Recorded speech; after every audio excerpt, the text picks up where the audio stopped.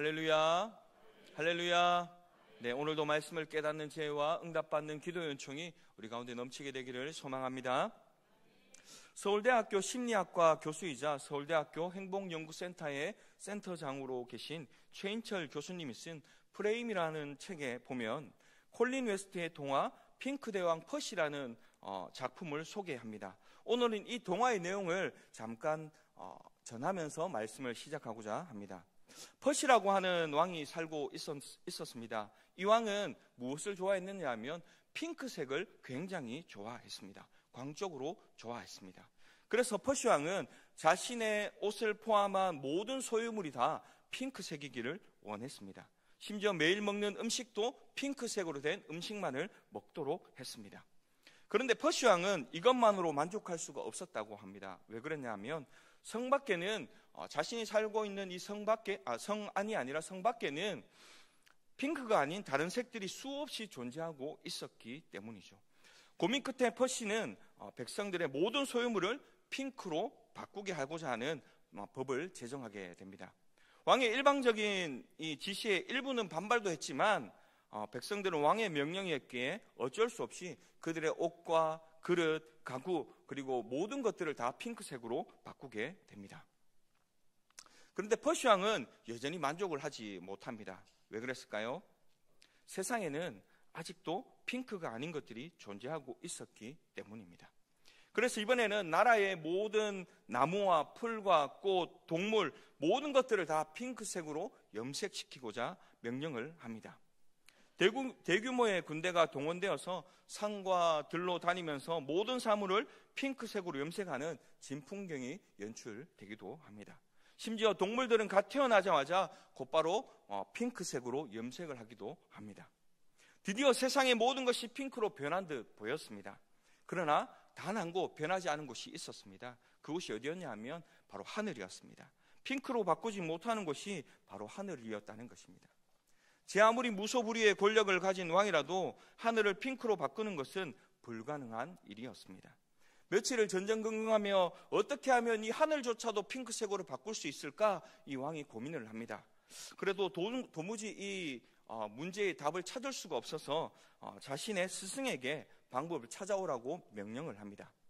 그리고 이 명령을 밤낮으로 고심하던 스승은 마침내 하늘을 핑크색으로 바꿀 묘책을 찾아내고는 그의 무릎을 치고 왕에게 찾아갑니다. 그리고 왕에게 이렇게 말하죠.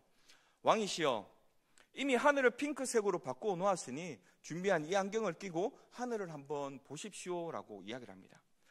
이 퍼시 왕은 반신반의하면서도 스승의 말을 따라 안경을 끼고 하늘을 쳐다봅니다. 그런데 하늘이 어떤 색이었을까요? 핑크색으로 보였습니다. 이게 어찌 된 일일까요? 네, 맞습니다. 네, 감사합니다. 구름과 하늘이 온통 핑크색으로 변해 있었습니다. 그것은 마치 스승이 마법을 부린 것처럼, 마술을 부린 것처럼 보였는데요. 퍼시 왕이 좋아하는 핑크색의 그 안경알을 이 안경에 끼워서 왕에게 주었던 것입니다. 그래서 이 안경을 쓴 이 퍼시 왕은 파란색 하늘도 이제는 핑크색으로 보였고 그가 보는 모든 사물이 다 핑크색으로 보였습니다.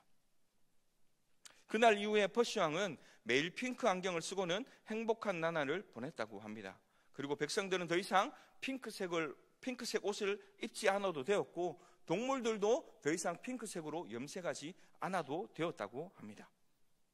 이 핑크 대왕 퍼시의 이야기는 프레임, 이 틀을 이야기합니다. 생각의 틀을 말할 때에 주로 인용되는 동화입니다. 우리도 각자의 안경으로 세상을 보고 있다는 점에서 이 핑크 대왕 퍼시와 별반 다르지 않을 것입니다. 우리의 지각과 우리의 생각은 어떤 진공 상태에서 일어나는 것이 아니라 어떠한 맥락과 그리고 가정하에서 일어나기 때문이죠. 그리고 그 맥락의 해석의 방향을 정하기 때문에 어떠한 맥락 속에서 왔느냐, 지금 이 생각의 틀을 누가 짰느냐, 그것이 우리가 무엇을 보는지 어떠한 판단을 내리고 어떠한 행동을 하는지를 유도하고 결국 특정한 결과를 만들어낸다는 것입니다. 오늘 본문의 고린도 교회를 보시면 거짓 교사들에 의한 악한 전략에 대해 알 수가 있습니다. 그것이 무엇이냐면 바울에 대한 프레임을 만드는 것이었습니다. 그들은 고린도 교회 성도들이 자신들이 만든 이 프레임 안에서 바울을 해석하게 만들었다는 것이죠. 그러니까 핑크대왕 퍼시의 핑크 안경처럼 바울을 바라보는 시각에 편견을 입히고자 한 것이었습니다. 그것이 무엇이죠? 바로 바울에게는 사도의 자격이 없다라는 프레임이었습니다.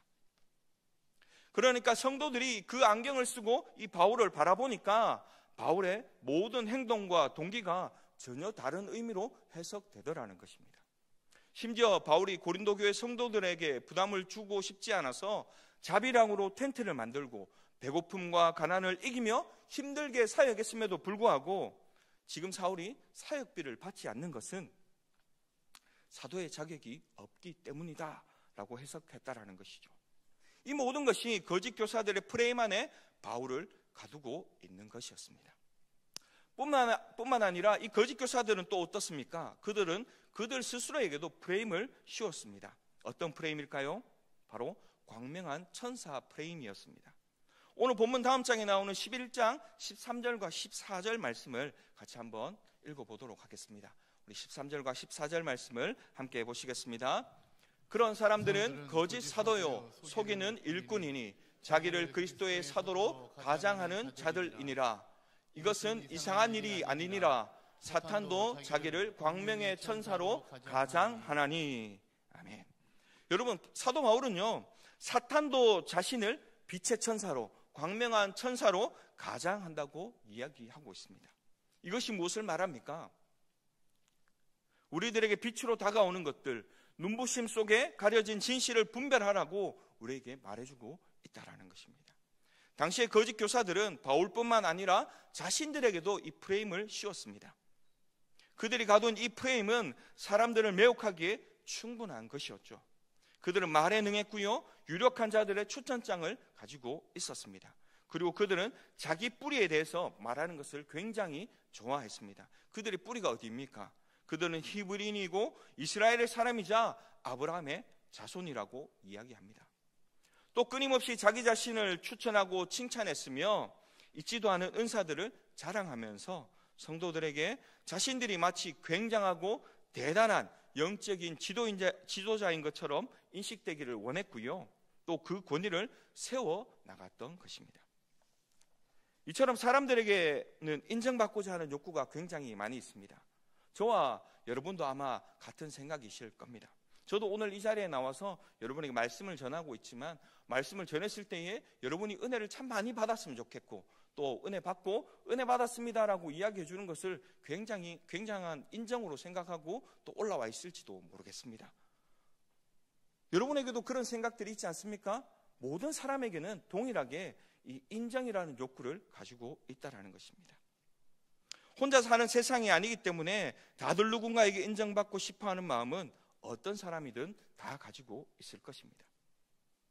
많은 사람들이 인정을 받기 위해 여러 가지 방법을 사용하는데 그 중에 한 가지가 무엇이냐면 바로 자기 자랑입니다. 내가 뽐내고 싶고 칭찬받고 싶고 인정받고 싶어하는 그런 부분들에 대하여 남들이 말해주는 것이 아니라 내가 나 스스로 자랑하며 뽐내고 인정하는 것이 바로 이 자기 자랑이라는 것입니다. 이런 말이 있죠. 입은 자랑을 좋아하고 귀는 자랑을 싫어한다. 사람들은 나의 자랑거리를 말하기를 좋아합니다. 그런데 다른 사람의 자랑을 듣기는 또 싫어한다는 것이죠. 자기 자랑을 많이 하는 사람을 불편해하기도 합니다. 그래서 신나게 자기를 자랑하는 사람일수록 자주 비판의 대상이 된다는 것을 우리는 또한 알아야 합니다. 노자가 이런 말을 했습니다. 지자불언 언자부지라는 말을 했습니다. 이게 무슨 말이냐면 아는 사람은 말하지 않고 말하는 사람은 알지 못한다라는 말입니다. 안다고 자랑하듯 생색내는 사람은 어설픈 것이고 진짜 아는 사람은 겸손하다라는 것이죠. 우물 아래 사는 개구리가 바다에 사는 거북이에게 자신이 사는 이 우물이 얼마나 큰지 자랑하는 우화가 있습니다. 여러분 잘 아시죠? 개구리가 개굴개굴 열심히 자신이 사는 이 우물이 크다라고 자랑을 열심히 합니다. 그런데 말이 없는 거북이는 유유히 광활한 바다로 헤엄쳐 사라져버리고 만다는 것입니다. 손바닥만한 지식을 가지고 안다며 자랑하는 것은 어리석은 것입니다. 그렇다면 사람들은 왜 자신을 자랑하기를 원할까요? 그것은 바로 사람이 약한 존재이기 때문입니다. 그렇게 나를 우수하고 월등하며 더 훌륭하게 봐주기를 바라는 욕망에서 이 자랑이 시작된다는 것입니다. 그런데 오늘 본문에는 사람들이 인정한 우월한 자임을 자랑하는 사람들이 등장합니다. 본문 12절에 나오는데요, 우리 12절 말씀을 같이 한번 읽어보실까요? 함께 보시겠습니다. 우리는 자기를 칭찬하는 어떤 자와 더불어 감히 짝하며 비교할 수 없노라. 그러나 그들이 자기로서 자기를 헤아리고 자기로서 자기를 비교하니 지혜가 없도다. 바울은 이런 사람들을 향하여서 자기를 칭찬하는 어떤 자라고 말하는데요, 그들은 바로 고린도 교회의 거짓 교사들을 이야기합니다. 또 본문 18절에서 거짓 교사들은 자기 스스로를 칭찬하고 있습니다.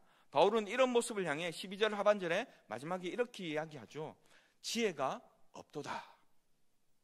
바울이 볼 때에 고린도 교회의 거짓 교사들의 모습은 번데기 앞에서 주름 잡는 것과 같아 보였을 것입니다. 우리 본문 18절 말씀을 같이 한번 보실까요? 18절 말씀을 함께 읽어보겠습니다. 옳다 인정함을 받는 자는 자기를 칭찬하는 자가 아니요 오직 주께서 칭찬하시는 자니라. 아멘. 사도는 하나님께서 칭찬하시고 하나님께 옳다 인정함을 받는 사람입니다. 그래서 하나님께 보냄을 받은 사명의 사람이 참 사도라는 것이죠. 오늘 사도 바울은 하나님께 보냄을 받은 참 사도였기 때문에 사람의 기준을 자랑하지 않았습니다. 아니, 자랑할 필요조차 없었습니다. 도리어 바울은 거짓 사도들이 말하는 사람의 추천서, 인간적인 지혜, 수사학적 웅변술이나 권위적인 태도 등의 사람의 헤아림의 기준을 하찮은 것으로 여겼던 것입니다. 솔직히 우리가 아는 바울은 어떤 사람입니까? 자랑할 것이 많은 사람이지 않습니까? 바울은 베냐민 지파의 정통 유대인이었고 가말리엘 문화에서 율법을 배울 정도로 그의 학벌은 우수했던 자입니다. 또 바리새인으로는 율법에 흠이 없는 자였으며 바울은 모든 사람이 선망하는 로마 시민권자였습니다. 그리고 그의 가문 또한 훌륭했습니다. 이처럼 자랑할 것이 많은 사람이었습니다. 하지만 바울은 이 모든 것을 배설물로 여기지 않았습니까?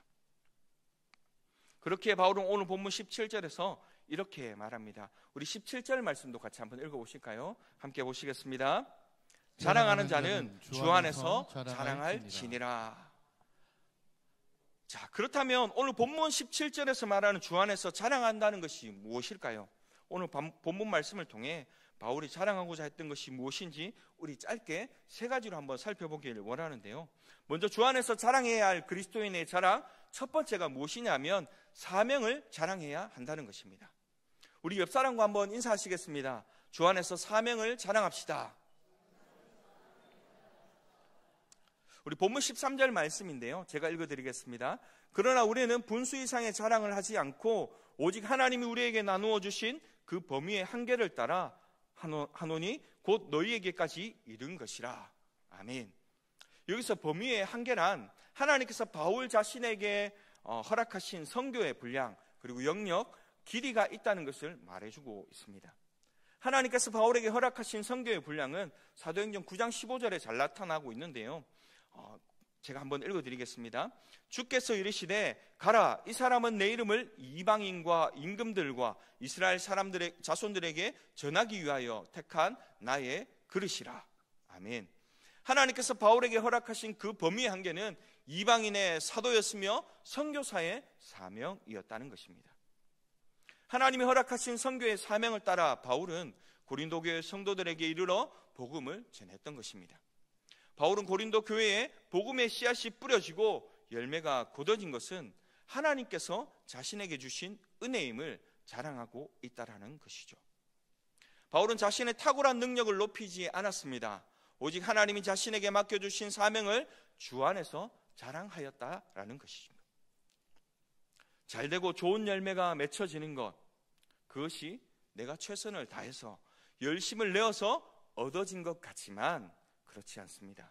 큰 그림에서 보면 하나님께서 허락하신 범위의 한계 안에 그것이 들어있다는 말입니다. 따라서 우리는 그것을 허락하신 하나님을 잊어버리고 교만해져서는 절대 안 되는 것입니다. 열왕기하 20장에 히스기야 왕은 바벨론의 왕 브로닥 발라단이 병문안을 왔을 때에 그에게 그의 왕궁에 있던 나라 안의 모든 보물과 군기고와 창고를 자랑을 합니다. 그리고 후에 어떻게 됩니까? 히스기야 왕이 자랑한 모든 것이 바벨론으로 옮겨지게 되어 하나도 남아있지 않게 되었습니다. 또 역대상 21장에 보면 다윗은 노년에 이스라엘의 인구를 계수하며 국력을 자랑합니다. 이스라엘은 하나님의 능력으로 통치하던 왕국임에도 다윗 스스로 나라를 통치한 것으로 교만의 죄를 지었다라는 것이죠. 그로 인하여서 어떤 일이 일어납니까? 3일 동안 전염병으로 이스라엘의 백성 7만 명이 죽지 않았습니까? 또 누가복음 12장을 보시면 한 부자가 밭에 소출이 풍성하여 곡간을 더 크게 짓고 곡식을 거기 쌓아두고 평안히 쉬고 먹고 마시고 즐거워하자 하는 자신의 부유함을 자랑하는 장면이 나옵니다. 그러나 하나님은 그의 어리석음에 그날 밤 영혼을 도로 찾으시겠다라고 말씀하시죠. 이처럼 한결같이 스스로를 높이는 이의 결과는 결국 좋지 않다라는 것입니다. 하나님의 자녀들은 하나님이 주신 사명, 즉 자신의 범위의 한계를 따라 살아야 하는 것입니다. 베드로전서 5장 6절을 보면 이렇게 말합니다. 그러므로 하나님의 능하신 손 아래에서 겸손하라. 때가 되면 너희를 높이시리라. 할렐루야. 허락하신 범위를 감사하며 충성을 다하는 자를 하나님은 기뻐하십니다. 그리고 그를 반드시 높이 들어서 사용하실 줄로 믿습니다.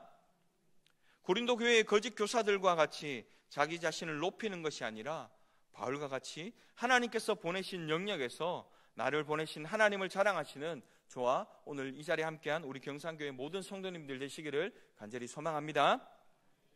그리고 이어서 두 번째로 주 안에서 자랑해야 할 그리스도인의 자랑이 무엇이냐면 영적인 성장을 자랑해야 합니다. 우리 좌우에 계신 분들하고 한 번 더 인사하시겠습니다. 주 안에서 영적인 성장을 자랑합시다.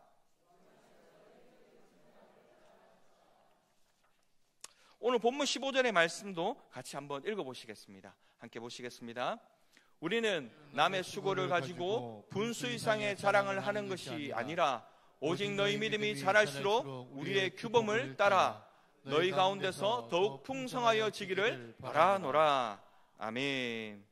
고린도 교회는 아무도 복음을 전하지 않을 때에 바울이 처음 가서 복음을 전하여 설립한 교회였습니다. 바울이 고린도 교회의 초대 담임 목사님이었다라는 것이죠. 그런데 바울의 적대자들은 교회가 세워진 후에 이 교회에 들어와서는 바울이 전한 복음을 비방합니다. 심지어 바울까지 비난하기 시작했습니다. 어떻게 비난하나요? 여러분, 바울은요, 인간적인 모습으로 보았을 때에 참 매력이 없었던 것 같습니다. 진짜 사도의 자격이 없어 보였습니다. 바울에게는 힘 있는 사람의 추천서도 없었고요, 또 영향력 있는 인맥도 없었던 것 같습니다. 또 글을 잘 쓰는데 말은 잘 못했던 것 같습니다. 사람들 앞에서 설득시키는 현란한 언변이 없었어요.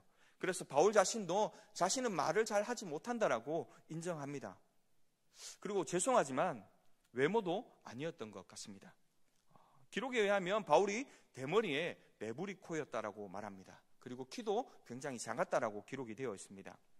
외모로 사람을 평가하면 안 되겠지만 인간적인 평가의 기준에 바울의 외모가 참 안타깝지만 외적인 모습으로 사람을 매료시키는 그런 능력이 없었던 것 같습니다. 그런데 이 고린도 교회의 거짓 교사들은 바로 이런 것들로 바울을 공격합니다. 그리고 스스로의 업적을 높이며 고린도 교회의 주인인 것처럼 마냥 자신들이 주인 행세를 했다라는 것이죠. 그러나 바울은 어떻습니까? 고린도 교회의 주인이 되고자 하지 않았습니다. 복음을 수종주는 자로서 바울은 사람들의 힘으로 교회가 세워지는 것이 아니라 순전히 하나님께서 하시는 것임을 인정하며 고린도 교회 성도들이 더욱 믿음 안에서 풍성한 신앙생활을 누리기를 소망했다라는 것이죠. 그리고 바울은 비난 속에서도 고린도 교회 성도들의 영적인 성장을 걱정합니다. 이처럼 바울의 관심사는 온통 고린도 교회 성도들의 영적인 성장에 있었다라는 것입니다. 그런데 바울은 고린도 교회뿐만이 아니라 빌립보 교회와 또 골로새 교회, 데살로니가 교회 등 그가 복음을 전하여 세운 교회들마다 그곳의 성도들이 영적으로 성장한 것을 기뻐하고 그것을 염려하고 걱정하고 기도했다라는 것입니다. 오늘 고린도 교회를 생각하는 바울처럼 하나님께서 섬기라고 보내신 이 공동체에서 하나님의 사람들이 영적으로 건강하게 세워져 나가는 것을 기뻐해야 합니다. 그리고 하나님께서 그의 자녀들의 믿음을 성장시키는 일에 대해서 자랑해야 한다는 것입니다. 내가 속한 공동체에서 믿음의 사람들이 세워져 나가는 하나님의 은혜가 우리 경상교회 위에 가득하기를 소망합니다. 자, 마지막으로 주 안에서 자랑해야 할 그리스도인의 자랑 세 번째는요, 복음을 자랑해야 합니다. 우리 마지막으로 옆 사람과 한 번 더 인사하실까요? 주 안에서 복음을 자랑합시다. 우리 본문 16절 말씀을 함께 읽어보시겠습니다. 이는 남의 규범으로 이루어 놓은 것으로 자랑하지 아니하고 너희 지역을 넘어 복음을 전하려 함이라. 아멘. 바울은 살아도 주를 위해 살고 죽어도 주를 위하여 죽겠다라고 말합니다. 그의 삶의 이유는 생명이 다하는 때까지 복음을 위해 달려가는 것이었습니다. 그래서 사도행전 20장 24절에 바울이 이렇게 고백하죠. 내가 달려갈 길과 주 예수께 받은 사명 곧 하나님의 은혜의 복음을 증언하는 일을 마치려 하면은 나의 생명조차 조금도 귀한 것으로 여기지 아니하노라. 할렐루야. 바울은 그의 삶에 가장 가치 있는 일이 영혼 구원하는 일임을 자랑하고 있습니다. 바울의 심장을 뛰게 하는 것은 바로 복음이었습니다.